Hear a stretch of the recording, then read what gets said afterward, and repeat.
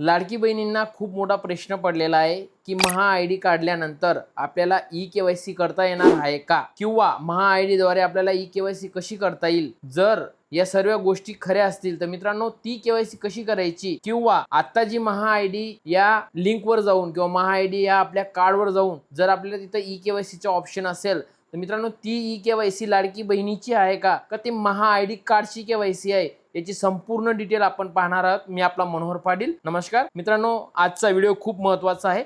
सर्व लाडक्या बहिणींपर्यंत हा व्हिडिओ पोहोचणं अतिशय महत्त्वाचं आहे। तर मित्रांनो, ही जी महा आयडी द्वारे आपण ई-केवायसी करणार आहोत तर ही केवायसी कसली आहे, किंवा महा आयडी मध्ये आपल्याला लाडकी बहिणीचा ई-केवायसीचा आपल्याला ऑप्शन आहे का, त्याला काही खाली पर्याय दिलेला आहे का, याची संपूर्ण डिटेल आपण आजच्या व्हिडिओमध्ये पाहणार आहोत। तत्पूर्वी आपल्या चॅनलवर कोणी नवीन आले असणार तर आपल्या चॅनलला सबस्क्राईब करा व तसेच बेल आयकॉनला क्लिक करायला विसरू नका।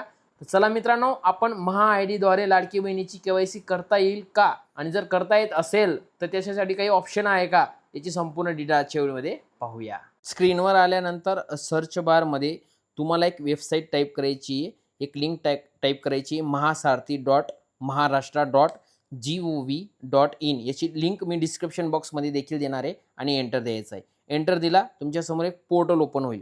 पोर्टल ओपन झाल्यानंतर हा पॉपअप कॅन्सल करा। राईट साईडला लॉग इन बटनला क्लिक केल्यानंतर नागरिक लॉग इनला क्लिक करायचं आहे।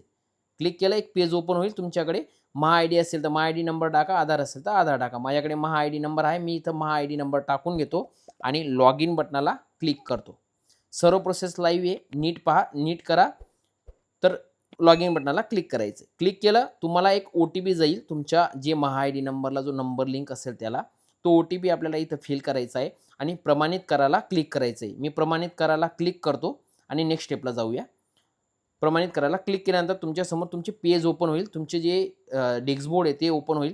खाली नेक्स्ट ऑप्शन आहे, त्या नेक्स्ट ऑप्शनला क्लिक करायचं आहे। क्लिक केल्यानंतर तुमची प्रोफाईल ओपन होईल। वरती एक इन्स्ट्रक्शन दिसत आहे तुम्हाला, your e KYC validity 31/1/2027 kindly completely mandatory e KYC update to portal.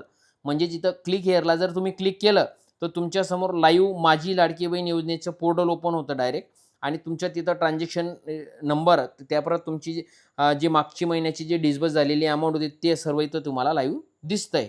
नीट बघा, लाईव्ह प्रोसेस आहे। वरती माय इन्फॉर्मेशनला क्लिक करायचं आहे मित्रांनो। माय इन्फॉर्मेशनला क्लिक केल्यानंतर राईट साईडला ई-केवायसी डिटेल दिसते, क्लिक हिअर टू ई-केवायसीला क्लिक करायचं आहे। क्लिक केलं तुमच्यासमोर पोर्टल ओपन होईल।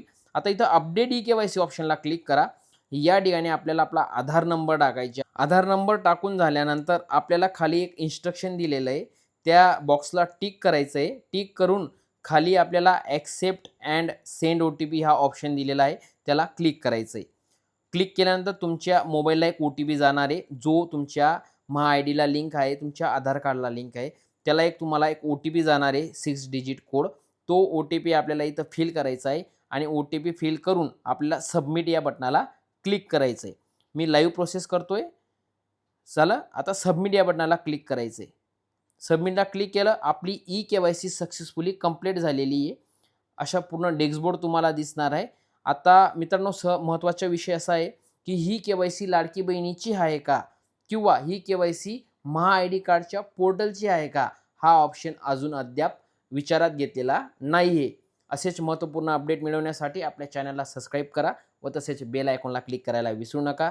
जय हिंद, जय महाराष्ट्र, वंदे मातरम।